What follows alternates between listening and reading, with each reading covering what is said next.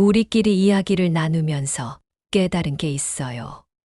요즘 젊은 세대들은 우리를 가족으로 생각하는 게 아니라 그냥 편리한 도구로 생각한다는 거예요. 사랑이나 고마움보다는 당연한 권리라고 여기는 것 같더라고요. 그래서 우리가 조금만 실수하거나 못해주면 바로 불만을 표현하죠. 그날 친구들과 이야기를 나누면서 처음으로 이런 생각이 들었어요. 노년의 자식이 꼭 필요한 걸까? 젊을 때는 자식을 위해 모든 걸 희생했고, 늙어서는 자식에게 의지해서 살아야 한다고 생각했는데, 과연 그게 맞는 건지 의문이 들기 시작했어요. 저희 사연을 시작하기 전 구독과 좋아요 부탁드립니다. 저는 조명이라고 합니다.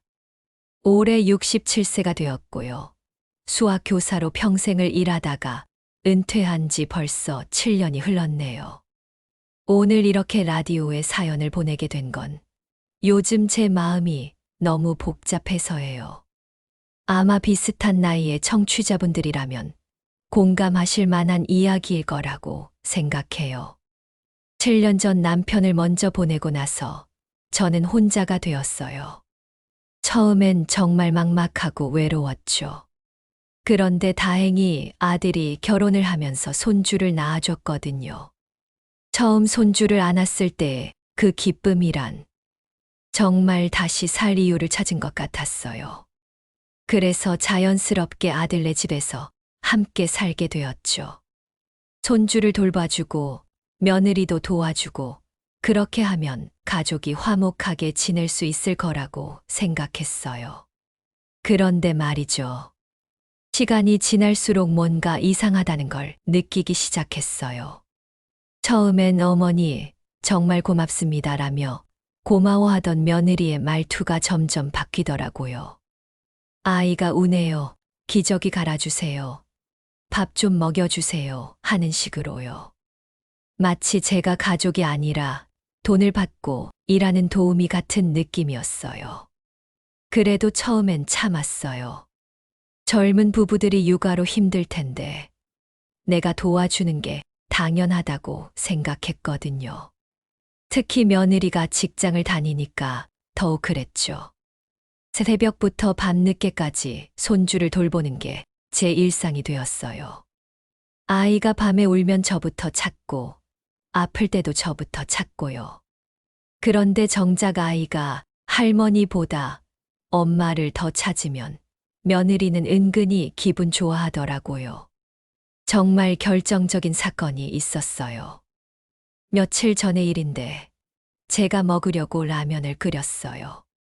그런데 제가 잠깐 방심한 사이에 아이가 뜨거운 국물에 손을 댔어요. 다행히 큰 화상은 아니었지만 아이가 울면서 아파한다고 하니까 제 마음이 얼마나 아팠는지 몰라요. 그런데 아들이 퇴근해서 그 얘기를 들더니 엄마, 아이 돌볼 때 좀 더 신경 써주세요. 이런 일이 또 생기면 어떻게 해요? 하더라고요. 그 순간 정말 가슴이 무너지는 것 같았어요.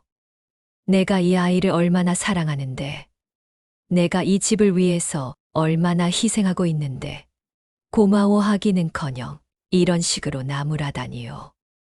더 충격적인 건 며느리의 반응이었어요. 아들이 저를 나무라는 걸 보면서 고개를 끄덕이더라고요. 마치 그래, 우리 남편 말이 맞아라는 식으로요. 그때 깨달았어요. 아, 내가 여기서는 정말 고용인이구나. 가족이 아니라 그냥 무료로 일해주는 베이비시터구나. 지난달에는 더욱 기가 막힌 일이 있었어요.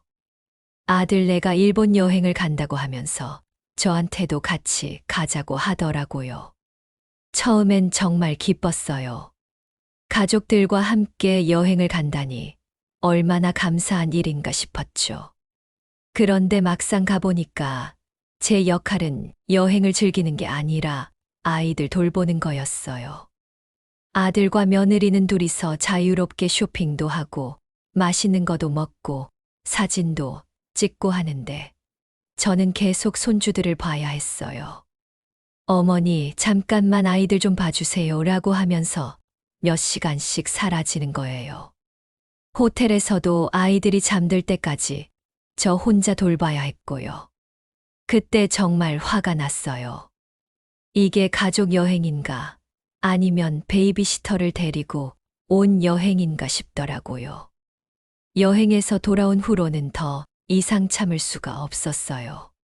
교사로 일하면서 받은 연금도 충분하고 혼자 살 집도 있는데 왜 내가 이런 취급을 받으면서 살아야 하나 싶었거든요.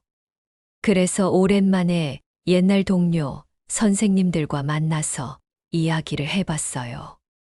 그런데 놀랍게도 저와 비슷한 경험을 하고 있는 분들이 많더라고요. 한 분은 나도 손주 봐주는 게 너무 힘들어서 며느리한테 조금만 쉬고 싶다고 했더니 그럼 어린이집 보내야겠다고 하더라면서 울먹이시더라고요. 우리끼리 이야기를 나누면서 깨달은 게 있어요. 요즘 젊은 세대들은 우리를 가족으로 생각하는 게 아니라 그냥 편리한 도구로 생각한다는 거예요. 사랑이나 고마움보다는 당연한 권리라고 여기는 것 같더라고요. 그래서 우리가 조금만 실수하거나 못해주면 바로 불만을 표현하죠. 그날 친구들과 이야기를 나누면서 처음으로 이런 생각이 들었어요. 노년의 자식이 꼭 필요한 걸까? 젊을 때는 자식을 위해 모든 걸 희생했고, 늙어서는 자식에게 의지해서 살아야 한다고 생각했는데, 과연 그게 맞는 건지 의문이 들기 시작했어요. 물론 자식을 사랑하는 마음은 변하지 않아요. 손주도 정말 예쁘고요. 하지만 사랑한다고 해서 내 인생을 포기해야 하는 건 아니잖아요. 저도 제 나름의 삶이 있고 제 나름의 행복을 추구할 권리가 있는 거 아닌가요? 그런 생각을 하면서 지내던 중에 우연히 같은 아파트에 사는 김경순 언니를 만나게 되었어요. 경순 언니는 저보다 3살 많은 70세인데 2년 전에 남편분을 먼저 보내고 혼자 살고 계셔요. 처음에는 그냥 인사만 하고 지내던 사이였는데 어느 날 엘리베이터에서 우연히 만났을 때 언니가 너무 우울해 보이시더라고요. 언니 괜찮으세요? 하고 물어봤더니 갑자기 눈물을 글썽이시면서 명희야, 나 요즘 너무 외로워 라고 하시는 거예요. 그래서 집에 모시고 와서 차 한 잔 대접하면서 이야기를 들어봤는데 정말 가슴이 아프더라고요. 경순 언니 이야기를 들어보니 저보다 훨씬 더 복잡한 상황이시더라고요. 언니는 아들 하나, 딸 하나 두고 계신데 둘 다 해외에서 살고 있어요. 아들은 미국에서 의사로 일하고 있고 딸은 캐나다에서 간호사로 일한다고 하시더라고요. 듣기에는 정말 자랑스러운 일이잖아요.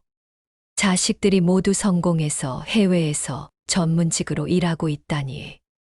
그런데 언니가 그 자식들을 키우기 위해 얼마나 많은 희생을 했는지 들어보니 정말 눈물이 나더라고요.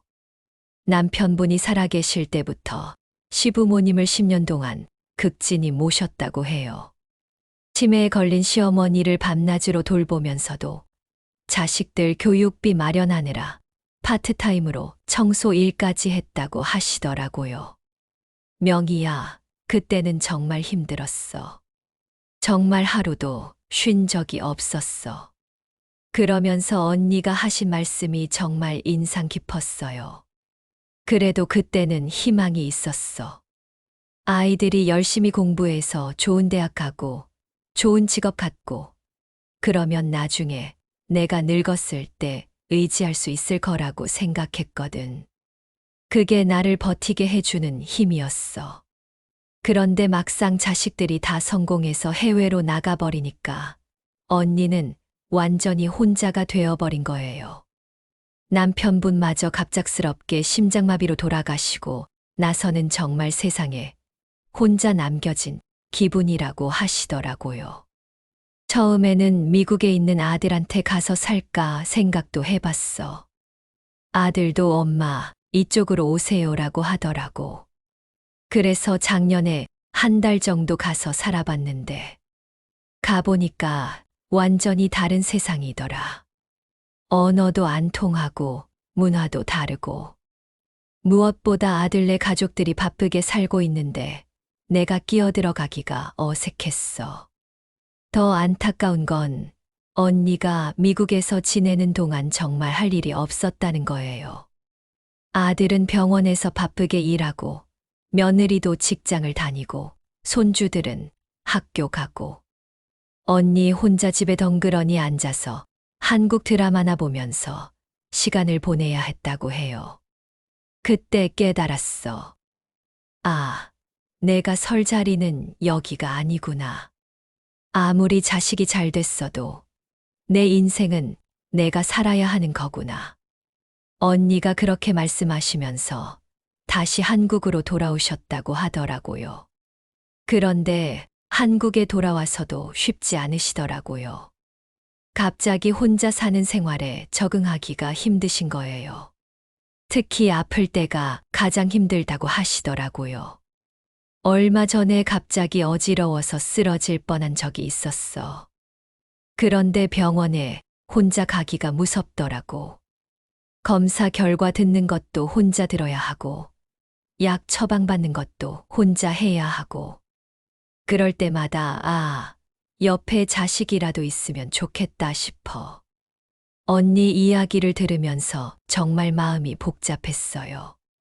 저는 자식이 너무 가까이 있어서 숨 막히는 기분이고, 언니는 자식이 너무 멀리 있어서 외로운 거고, 둘 다 결국은 비슷한 고민을 하고 있는 거더라고요.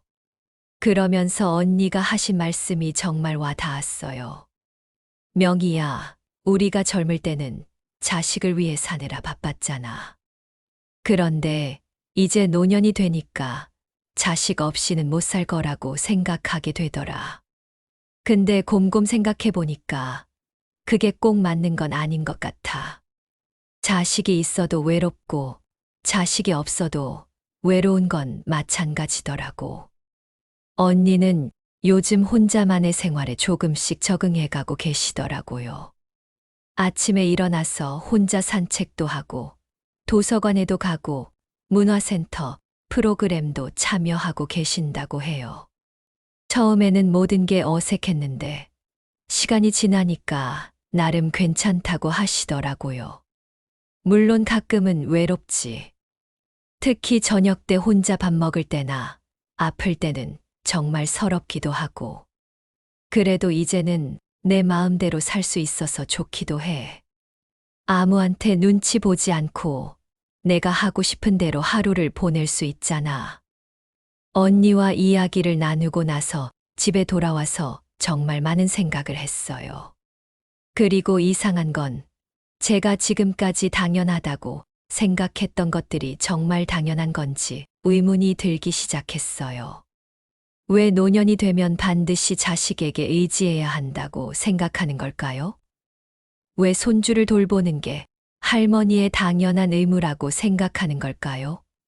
물론 사랑하는 마음은 진짜예요. 하지만 사랑한다고 해서 내 인생을 포기하고 내 행복을 뒷전으로 미뤄야 하는 건 아니잖아요. 그런 생각을 하면서 며칠을 보내는데 정말 결정적인 사건이 하나 더 일어났어요. 지난주 일요일이었는데 저는 오랜만에 대학 동창들과 만나기로 약속이 되어 있었거든요. 정말 오랜만에 나만을 위한 시간을 갖게 되어서 얼마나 기대가 됐는지 모르겠어요. 그런데 일요일 아침에 갑자기 며느리가 제게 와서 그러는 거예요. 어머니, 오늘 애가 열이 나는 것 같은데 병원 좀 데려가 주실 수 있으세요? 저희는 오늘 중요한 약속이 있어서 하더라고요. 그 순간 정말 화가 났어요. 평소에는 아이가 조금만 아파도 자기들이 직접 병원에 데려가면서 하필 제가 약속 있는 날에만 저한테 맡기려고 하는 거예요. 그래서 오늘은 나도 중요한 약속이 있어서 안 돼라고 했더니 며느리 표정이 확 바뀌더라고요. 어머니께서 그러시면 저희가 어떻게 해요? 애가 아픈데 하면서 마치 제가 냉정한 할머니인 것처럼 말하는 거예요. 그래서 결국 동창 모임을 취소하고 손주를 병원에 데려갔죠. 다행히 별것 아닌 감기였지만 그날 정말 많은 걸 깨달았어요. 아, 내가 여기서는 정말 언제든지 동원 가능한 인력일 뿐이구나. 내 개인적인 일정이나 약속 같은 건 전혀 중요하지 않구나. 그날 병원에서 돌아와서 혼자 앉아 있는데 정말 서러워서 눈물이 나더라고요. 그렇게 마음이 복잡한 채로 지내던 중에 또 다른 분을 만나게 되었어요. 이옥자 언니라고 하는데 저희 동네 등산 모임에서 알게 된 분이에요. 73세이신데 정말 활발하고 에너지 넘치는 분이거든요. 매주 화요일, 목요일마다 동네 뒷산에 등산을 가시고 주말에는 지인들과 모임도 자주 가지시고 처음에는 정말 부러웠어요. 저렇게 활기차게 노년을 보내시는 모습이 멋져 보였거든요. 그런데 차 한잔 하면서 이야기를 나누다가 옥자 언니도 저희와 비슷한 고민을 하고 계신다는 걸 알게 되었어요. 명희야, 나도 요즘 참 복잡해. 겉으로는 이렇게 바쁘게 지내고 있지만 정작 마음 한구석은 늘 허전하더라고. 언니가 그렇게 말씀하시면서 한숨을 쉬시는 거예요. 옥자 언니는 5년 전에 남편분을 먼저 보내고 아들 하나와 며느리, 그리고 손주 둘과 함께 살고 계셨대요. 경제적으로는 연금도 충분히 나오고 남편분이 남겨주신 것도 있어서 넉넉한 편이라고 하시더라고요. 그런데 문제는 가족들과의 관계였어요. 우리 아들이 어릴 때는 정말 말 잘 듣고 효자였는데 결혼하고 나서 완전히 달라졌어. 특히 며느리가 들어오고 나서는 더 심해졌지. 뭘 말해도 엄마는 옛날 사람이라서 모르셔라는 식으로 대하더라고. 언니 이야기를 들어보니 정말 답답한 상황이시더라고요. 예를 들어서 손주 교육 문제만 해도 그래요. 언니는 아이들이 너무 개입만 하고 있는 것 같아서 공부도 좀 하고 책도 좀 읽어야 하는 거 아니냐고 했더니 아들이 엄마, 요즘은 교육 방식이 다르다니까요. 아이들 스트레스만 주지 마세요라고 하더래요. 또 어떤 때는 손주가 예의 없이 행동하는 걸 보고 한 소리 했더니 며느리가 아이들에게 강요하면 안 좋다고 육아서에 나와 있어요 라고 하면서 은근히 언니를 무시하는 투로 말했다고 해요. 그럴 때마다 정말 기가 막혀. 내가 50년 넘게 살면서 터득한 경험이나 지혜 같은 건 전혀 인정을 안 해주더라고. 마치 내가 낡은 가구 같은 존재인 느낌이야. 더 힘든 건 대화 자체가 안 된다는 거였어요. 며칠 전에는 정말 화가 나서 아들한테 따져봤어. 너는 왜 엄마 말은 안 듣고 와이프 말만 듣느냐고. 그랬더니 아들이 뭐라고 하는 줄 알아? 엄마는 왜 그렇게 꼰대 같으세요? 시대 흐름을 읽으셔야죠 라고 하더라고. 그 말을 듣고 언니가 얼마나 상처를 받으셨는지 말씀하시면서 눈물이 글썽하시더라고요. 자신이 키운 아들한테 꼰대라는 말을 들으니까 정말 서럽고 화가 나셨대요. 그 이후로는 아예 말을 안 해. 뭘 말해봐야 소용없더라고. 어차피 내 말은 잔소리로만 들리니까. 그런데 이상한 게 아무리 바쁘게 지내도 뭔가 허무해. 내가 이렇게 혼자 즐기는 것들이 과연 의미가 있나 싶더라고. 가족들이 내 활동에 대해서 관심도 없고 지지해 주지도 않으니까 모든 게 공허하게 느껴져. 언니는 겉으로 보기에는 정말 활발하고 바쁘게 지내시는데 실제로는 가족들과 단절된 채로 혼자만의 세계에서 살고 계신 거예요. 그것도 나름의 외로움이더라고요. 언니 이야기를 들으면서 저는 정말 많은 생각이 들었어요. 저 김경순 언니, 이옥자 언니. 우리 세 사람이 처한 상황은 각각 다르지만 결국 똑같은 문제를 겪고 있는 거더라고요. 우선 첫 번째 문제는 자식들을 도와주면서 겪는 스트레스예요. 저는 손주 돌봄으로 지쳐 있고, 옥자 언니는 자신의 의견이 무시당하면서 소외감을 느끼고 계시고, 우리가 도움을 주려고 하는데, 정작 그 도움이 인정받지 못하고 오히려 간섭이나 부담으로 여겨지는 거죠. 두 번째는 혼자 감당해야 하는 일상의 어려움들이에요. 경순 언니처럼 갑자기 아프거나 응급 상황이 생겼을 때 도움받을 사람이 없다는 불안감. 병원 가는 것도, 무거운 짐 드는 것도, 전자기기 고장 났을 때도 다 혼자 해결해야 하는 어려움. 세 번째는 자식들과의 소통 문제예요. 우리는 나름대로 사랑하는 마음으로 이야기하는 건데, 자식들은 잔소리나 간섭으로만 받아들이더라고요. 그러다 보니 점점 대화가 없어지고 서로 마음의 거리가 멀어지게 되는 거죠. 이런 문제들을 겪으면서 저희 세 사람이 공통으로 느끼게 된 게 있어요. 정말 노년의 자식이 필요한 걸까 하는 의문이었어요. 물론 자식에 대한 사랑은 변하지 않아요. 하지만 사랑한다고 해서 서로가 희생하면서 살아야 하는 건 아니잖아요. 그런 생각을 하면서 지내던 중에 우연히 데일 카네기의 책을 읽게 되었어요. 도서관에서 시간을 보내다가 우연히 눈에 띄어서 빌려본 건데 정말 많은 도움이 되더라고요. 특히 인간관계에 대한 부분을 읽으면서 깨달은 게 있어요. 제가 지금까지 자식들과 관계를 맺는 방식에 문제가 있었구나 하는 거였어요.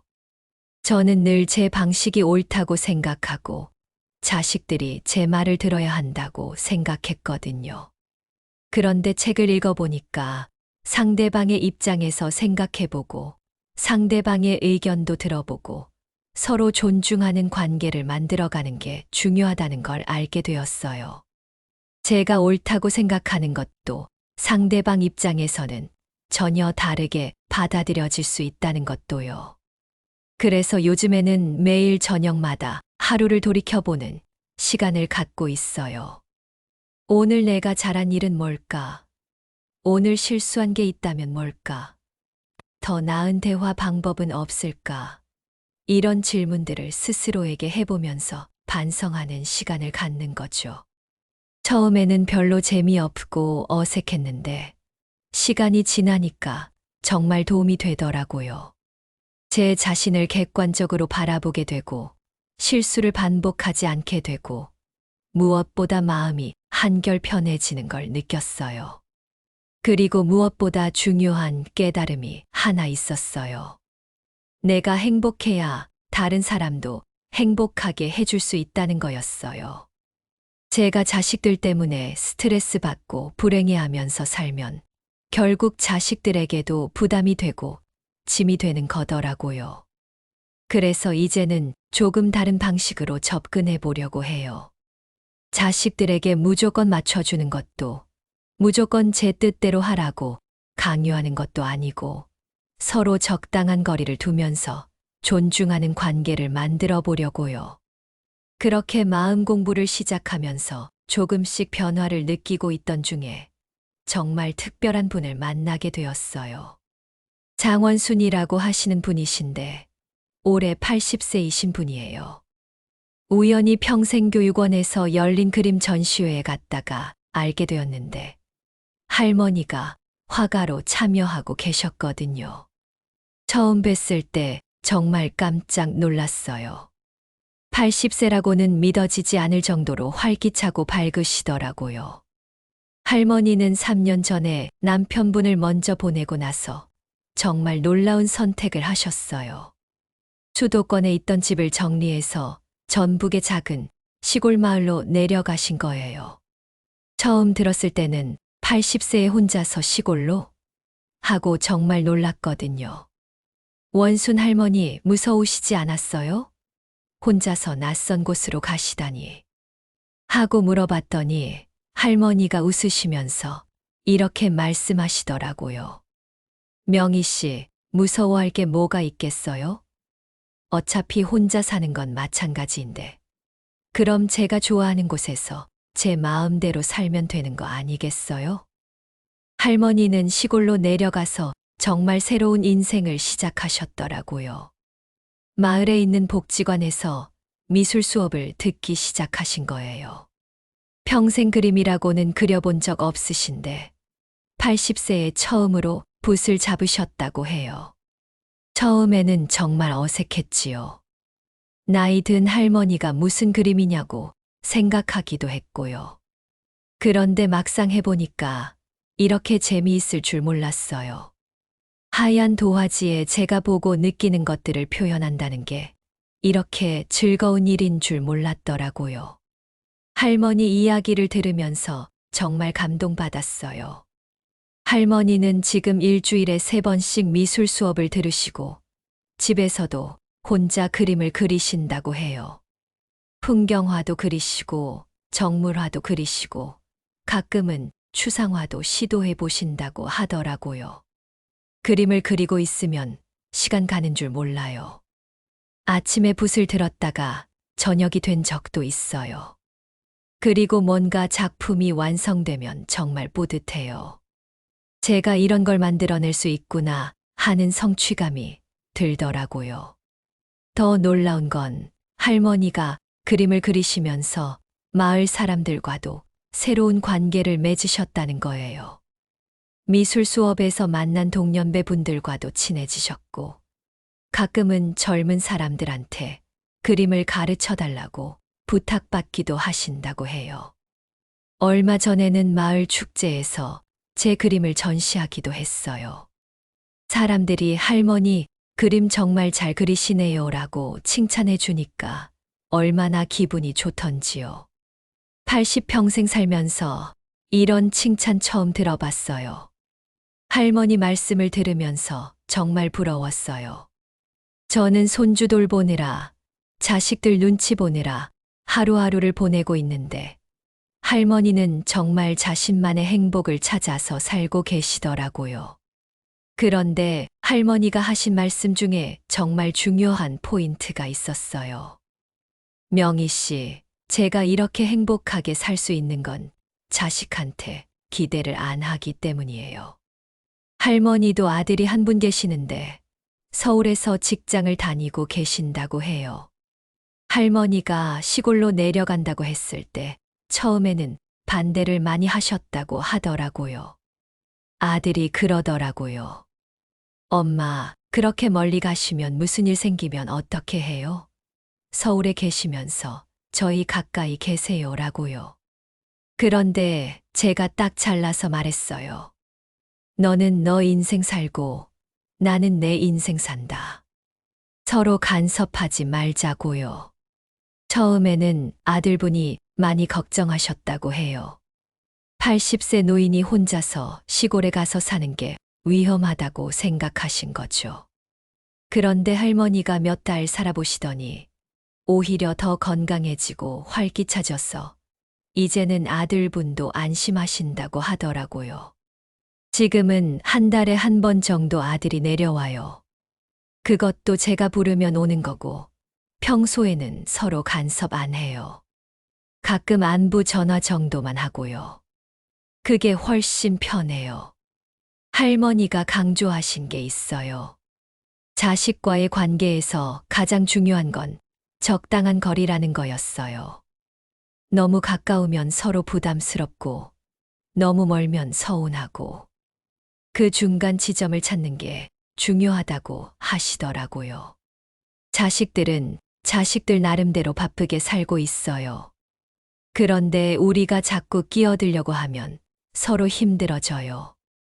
그보다는 우리는 우리 나름대로 재미있게 살고 정말 필요할 때만 서로 도움을 주고받으면 되는 거예요.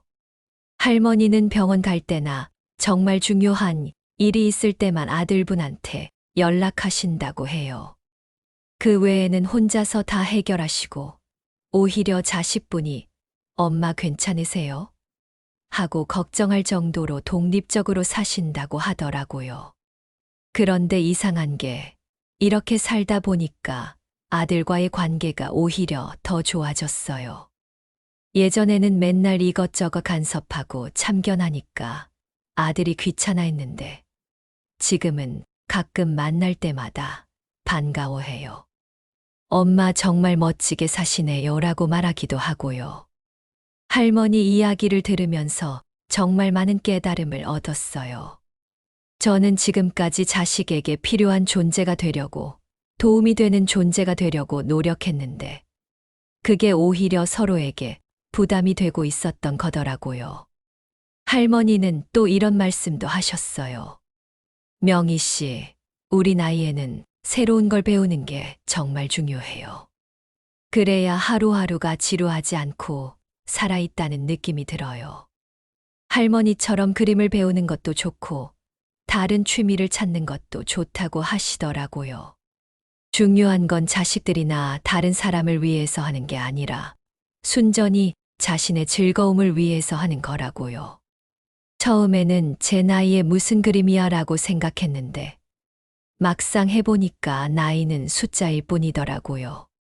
배우고 싶은 마음만 있으면 언제든 시작할 수 있어요. 할머니와 이야기를 나누고 나서 집에 돌아오는 길에 정말 많은 생각이 들었어요.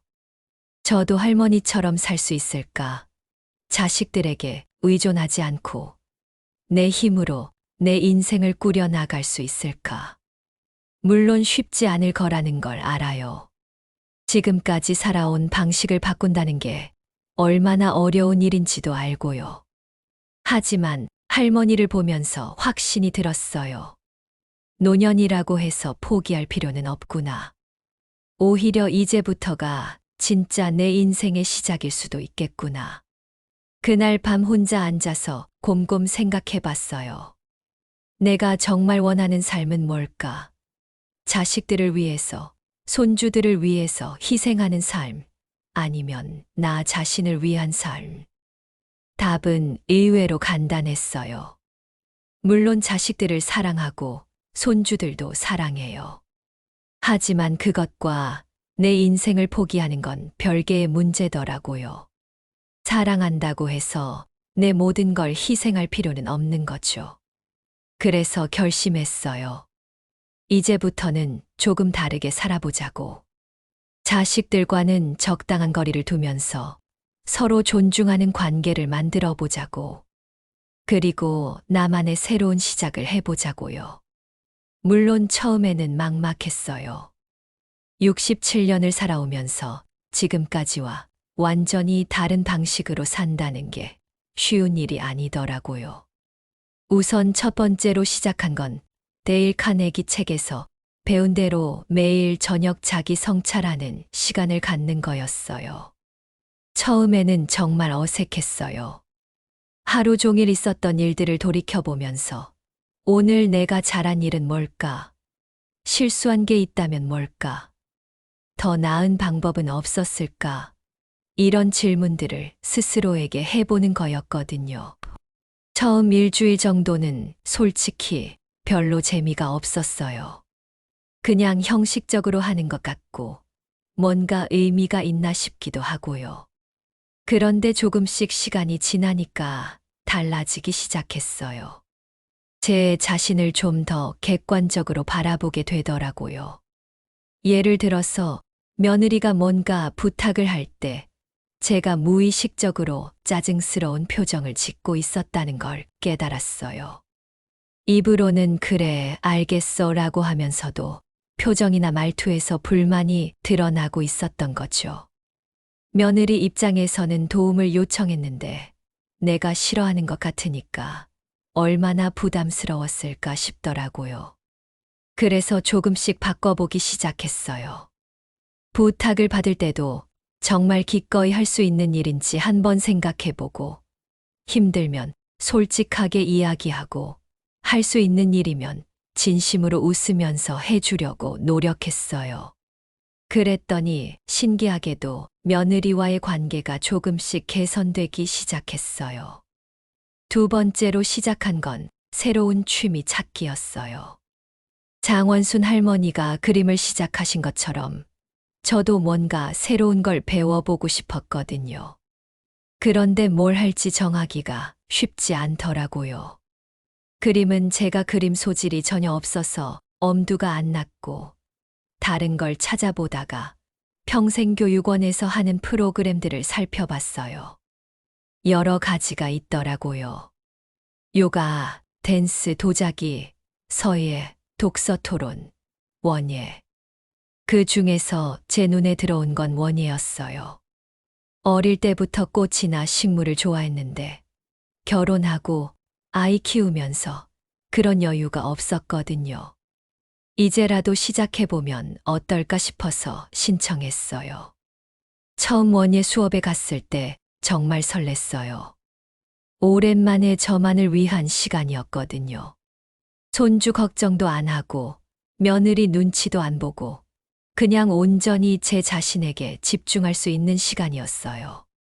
흙을 만지고 씨앗을 심고 물을 주면서 정말 마음이 평화로워지는 걸 느꼈어요. 강사 선생님도 친절하시고 함께 수업 듣는 분들도 저와 비슷한 나이대라서 금세 친해졌어요. 그분들과 이야기하다 보니 저와 비슷한 고민을 하는 분들이 정말 많더라고요. 한 분은 나도 손주 돌보느라 정말 힘들었는데 이 수업 들으면서 조금씩 나만의 시간을 갖게 되니까 마음이 한결 편해졌어 라고 하시더라고요. 원예 수업을 다니면서 정말 많은 변화가 있었어요. 우선 일주일에 2번씩 나만의 시간이 생기니까 그 시간을 기다리는 재미가 생겼어요.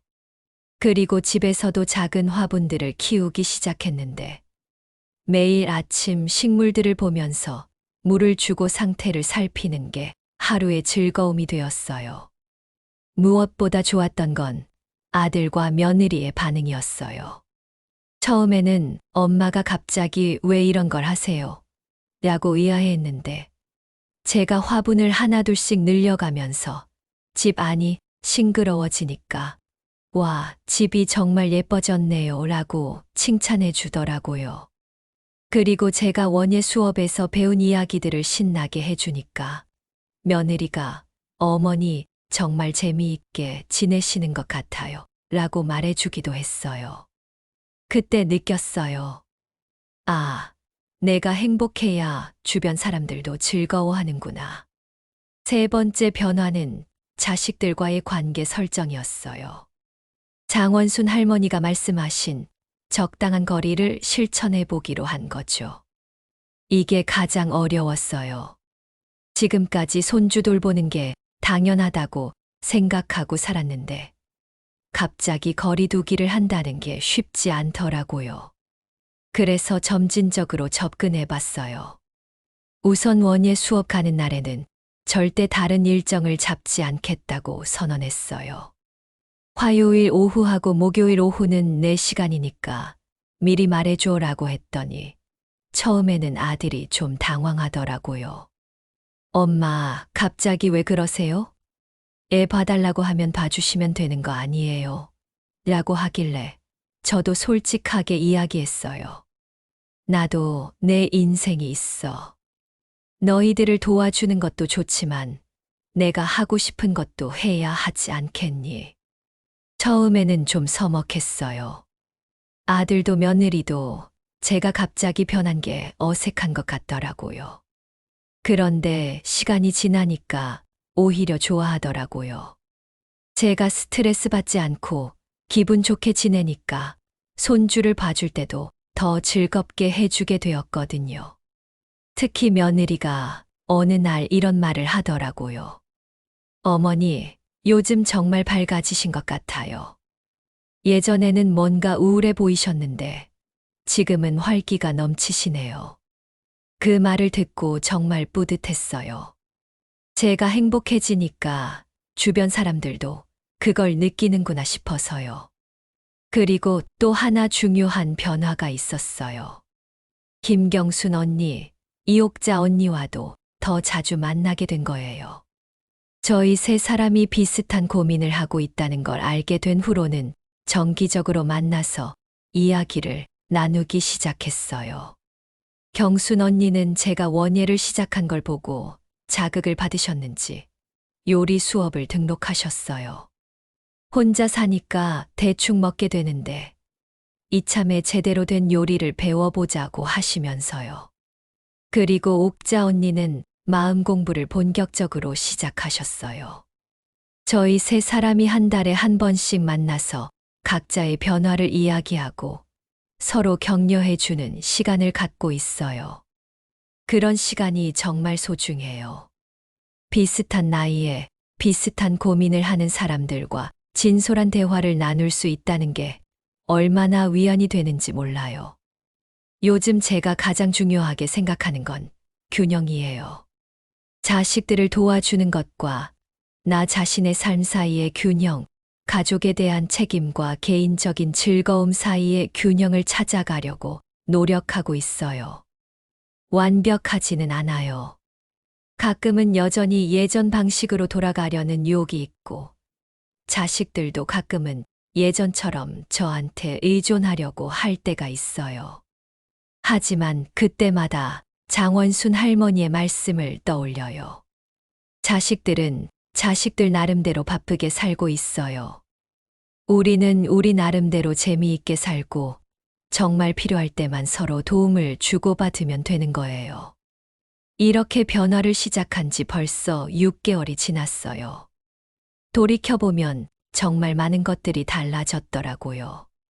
무엇보다 제 마음가짐이 완전히 바뀌었어요. 예전에는 아침에 일어나면 며느리가 뭘 부탁하면 어쩌지 이런 걱정들부터 했었거든요. 그런데 지금은 아침에 일어나면 제일 먼저 하는 게 화분들한테 물 주는 거예요. 작은 새싹들이 자라는 모습을 보면서 오늘은 어떤 좋은 일이 있을까 하는 기대감부터 들어요. 이런 작은 변화가 하루 전체의 기분을 바꿔놓더라고요. 특히 자기 성찰하는 시간이 정말 큰 도움이 되고 있어요. 처음에는 형식적으로 했는데 이제는 정말 필요하다고 느껴져요. 매일 저녁 차 한 잔 마시면서 하루를 돌이켜보는 시간이 제게는 하루의 마무리이자 내일을 위한 준비 시간이 되었어요. 예를 들어서 어제는 이런 일이 있었어요. 손주가 갑자기 열이 나서 며느리가 당황하면서 저한테 도움을 요청했거든요. 예전 같으면 또 나만 찾네라는 생각이 먼저 들었을 텐데 어제는 다르더라고요. 며느리의 걱정스러운 표정을 보면서 젊은 엄마가 아이가 아프니까 얼마나 불안할까 하는 생각이 먼저 들었어요. 그래서 진심으로 괜찮아, 우리 같이 병원 가자라고 말했어요. 병원에서도 며느리를 안심시켜 주려고 노력했고요. 그랬더니 며느리가 어머니 덕분에 정말 든든했어요. 고마워요 라고 진심으로 감사 인사를 하더라고요. 저녁에 그 일을 돌이켜보면서 깨달았어요. 똑같은 상황이어도 내가 어떤 마음가짐으로 접근하느냐에 따라 완전히 다른 결과가 나온다는 걸요. 예전에는 의무감으로 어쩔 수 없이 도와줬다면 이제는 진짜 가족으로서 서로 도우는 마음으로 할 수 있게 된 거죠. 그리고 원예 수업을 통해서도 많은 깨달음을 얻고 있어요. 식물을 키우면서 느끼는 건 모든 생명체는 각자의 속도로 자란다는 거예요.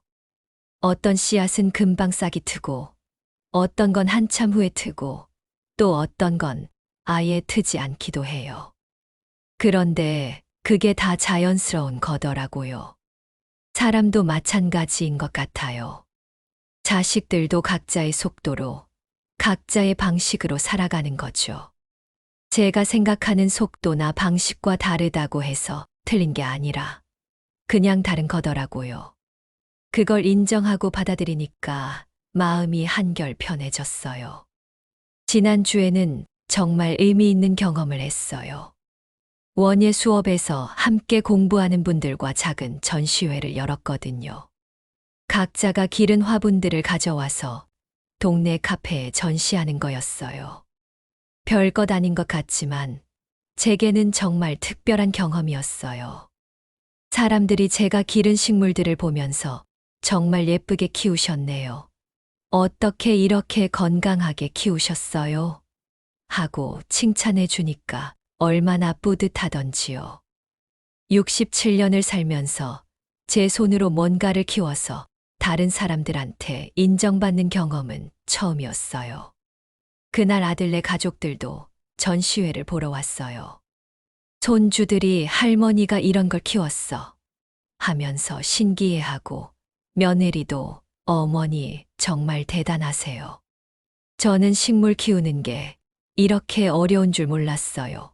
라고 감탄하더라고요. 그때 정말 기분이 좋았어요.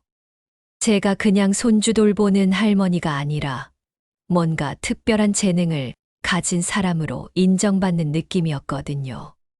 김경순 언니와 이옥자 언니도 각자 나름의 변화를 겪고 있어요.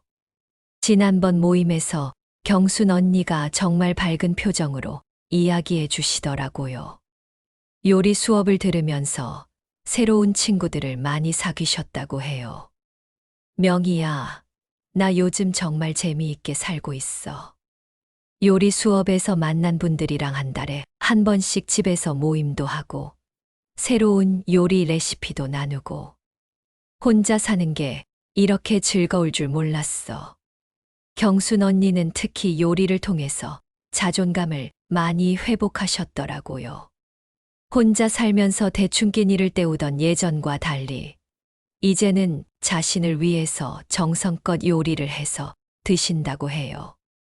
그리고 요리 수업에서 만난 친구들을 집에 초대해서 함께 식사하기도 하시고 가끔은 혼자 사시는 이웃분들께 음식을 나눠드리기도 하신다고 해요.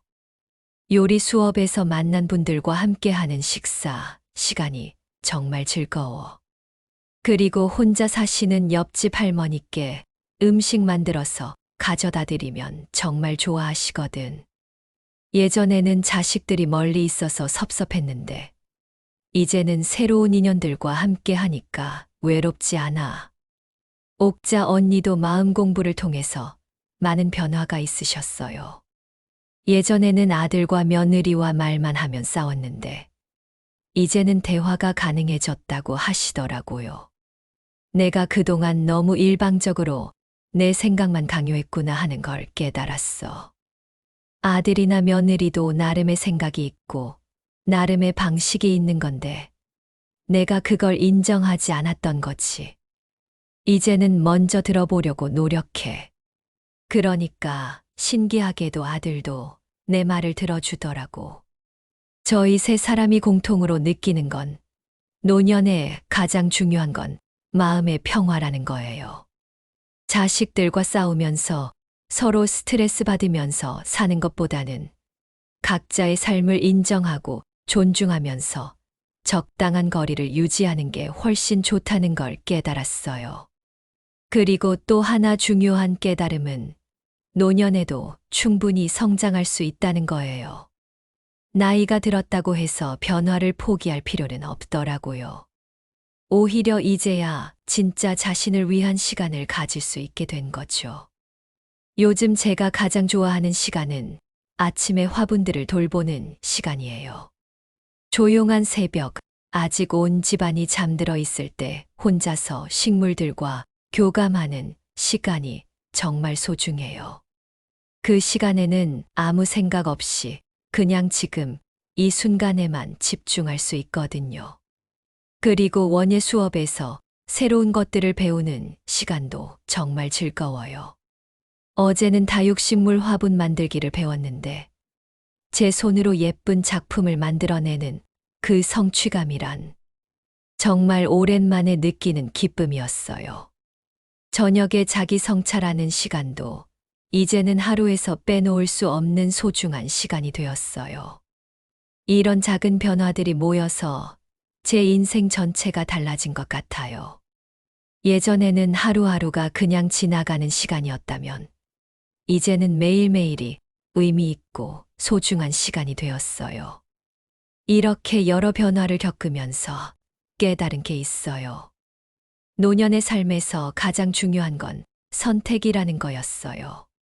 자식에게 의존할 것인가, 독립적으로 살 것인가, 과거에 매여 살 것인가, 새로운 시작을 할 것인가, 불평하며 살 것인가, 감사하며 살 것인가.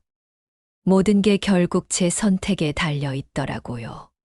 저는 이제 확신을 갖고 말할 수 있어요. 노년의 자식이 꼭 필요한 건 아니라고요. 물론 사랑하는 마음은 변하지 않아요. 하지만 의존하며 사는 것과 사랑하는 것은 전혀 다른 문제더라고요. 오히려 서로 독립적으로 살면서 건강한 관계를 유지하는 게 모두에게 좋은 것 같아요. 김경순 언니, 이옥자 언니와의 관계도 저에게는 정말 소중한 자산이 되었어요. 비슷한 나이에 비슷한 경험을 하고 있는 분들과 진솔한 대화를 나눌 수 있다는 게 얼마나 위안이 되는지 몰라요.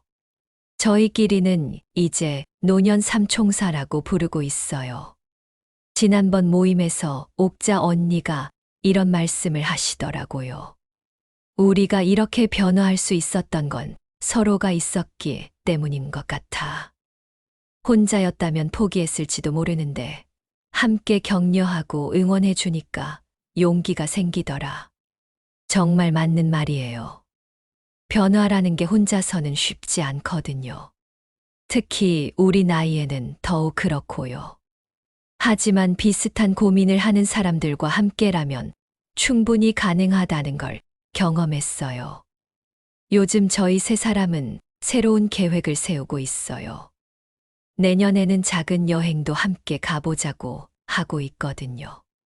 그리고 원예 실력이 늘면 작은 텃밭도 함께 가꿔보자는 계획도 있어요.